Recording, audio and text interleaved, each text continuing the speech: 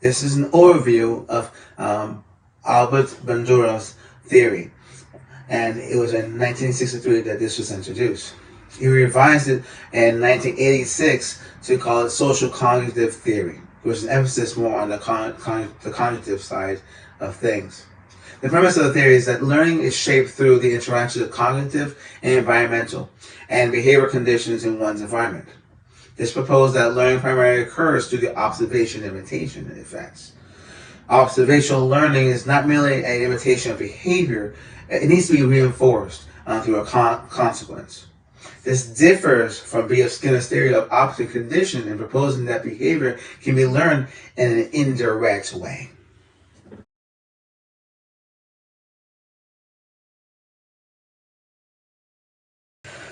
How it works? Well, social learning theory works with the attention, and then which is the stimuli focus. The retention was the rehearsing of the encoding process in the mind. Then we go to the motor reproduction, the practice and feedback situation that takes place. And of course, without anything, you need the reward, which is the motivation. The three models of observational learning. One, live model: an individual demonstrates or acts out the desired behavior.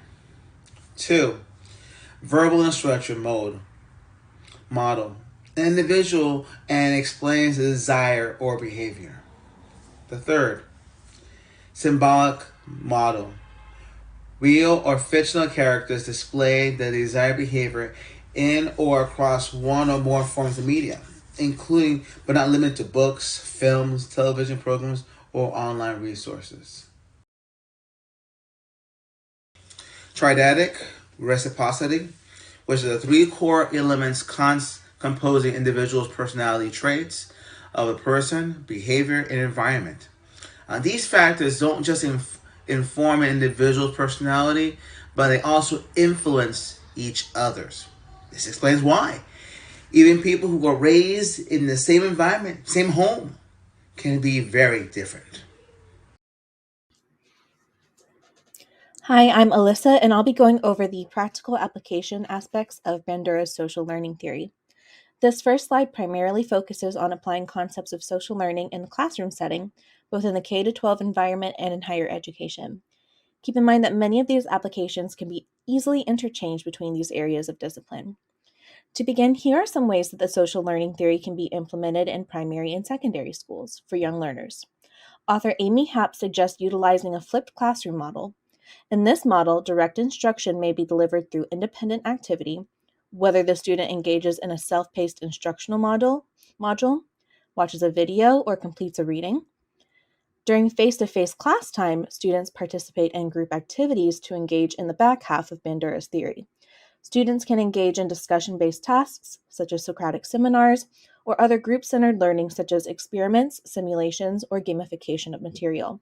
This allows students to engage in the motor reproduction and motivation stages of Bandura's theory, allowing for practice and feedback. Additionally, students may engage in multi-user virtual environments to expand social interaction and learning beyond the four walls of the classroom. Many such programs exist to promote online learning, such as Second Life. Users interact in real time to engage with each other in educational tasks. This can encourage students to engage with multiple perspectives and foster critical thinking, moving beyond simple understanding. In the modern age, many young learners in primary and secondary grades participate in observing, imitating, and modeling behavior through the use of social media, such as TikTok, Instagram, and YouTube. Shannon Deaton argues that social media can be a sandbox tool of sorts to not only encourage observational learning, but to encourage imitation of behavior, and that social media can provide a toolkit to promote attention, memory, and motivation, if it is utilized intentionally by an instructor. Deaton proposes that the very nature of social media demands attention and engagement, following along with the primary stages of social learning theory, and also provides the motivation for rehearsal, practice, and feedback. The author also suggests that implementing social media can tear down barriers to social learning in the traditional classroom setting, such as social anxiety and restricted interaction, as well as a more limited pool of peers and participants. At the higher education level, many students participate in e-learning and online classes. Care should be taken to ensure that students have opportunities to engage with social learning, just as in a traditional lecture-style class. Hill et al. Discussed the importance of utilizing programs that allow for the integration of tools and resources that support interaction. These tools can include discussion boards, visual and audio representations of learning, and so on. One of the ways to support interaction in a web-based learning environment, especially in asynchronous classes, is to assign weekly contributions to an online discussion board. Generally, students report that required online discussions increase social interaction. A strategy that could be used on this end is the starter-wrapper technique, wherein students rotate through the roles of starter and wrapper. The starter begins the conversation with questions related to an assignment or reading. Other students respond to those questions and to each other, and the wrapper summarizes the weekly discussion. The use of video and audio capabilities to cover concepts in e-learning can promote retention and learning. Designers should take care to avoid text-audio redundancies, use high-quality audio, and take notice of elements like narrator accent, pace of speech, and tone in order to enhance the ability of students to observe and retain information. In the professional learning environment, social learning theory can be implemented at many levels. According to Burson by Deloitte, approximately 80% of workplace learning happens through on-the-job interaction with colleagues. These colleagues can be superiors, mentors, teammates, or subordinates. In fact, at Google, 55% of training courses are delivered by an ecosystem of 2,000 or more peer learners.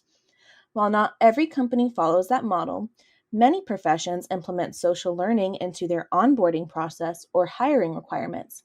Whether new employees must shadow a mentor or a newly recruited employee must have satisfactorily completed a placement or internship prior to hire, where they have firsthand experience engaging with peers to perform desired tasks. Social learning is not just relevant for new hires. Several studies, such as the ones conducted by Frayne and Latham et al., have proven that explicit social learning training for existing employees can improve various performance measures. Direct, socially based training in self-management and regulatory skills for a group of unionized state government employees promoted an improved self-efficacy, meaning that workers were able to manage personal and social obstacles to exert control over their own behavior. This resulted in increased attendance rates.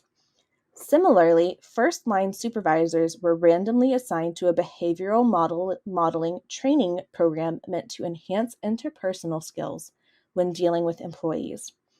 This training was received highly favorably by direct reports of the supervisors, and this was maintained over time. The performance of these direct reports also increased and maintained at a higher level even after more than a year following the initial training. The supervisors experienced a significant improvement in their supervisory skills. The modeling films were primarily based on Bandura's research and principles of social learning theory. This helps to support the findings of Devi et al. That there is a benefit of using positive videos as a way to model desired behaviors and encourage imitation by demonstrating positive outcomes. Finally, positive affirmations from peers can create a psychological arousal that in turn promotes the increase of a learner's self-efficacy. This demonstrates the feedback or motivation step of Bandura's model, where an employee's output is rewarded and subsequently reinforced, encouraging more output from the employee in the future. These are merely a few examples of the way in which social learning theory can be implemented in both the classroom and workplace settings. Anytime that behavior is observed, imitated, or reinforced, then social learning is taking place. For better or for worse, instructors and designers should be cognizant of the opportunities afforded to learners in which they can interact with peers and mentors to rehearse and reinforce learning goals. These should be deliberately and intentionally included at all levels of learning. The following slide shows the references used in this presentation, as well as short-form links to each of the studies and articles referenced. Thank you for your time spent engaging with this presentation today.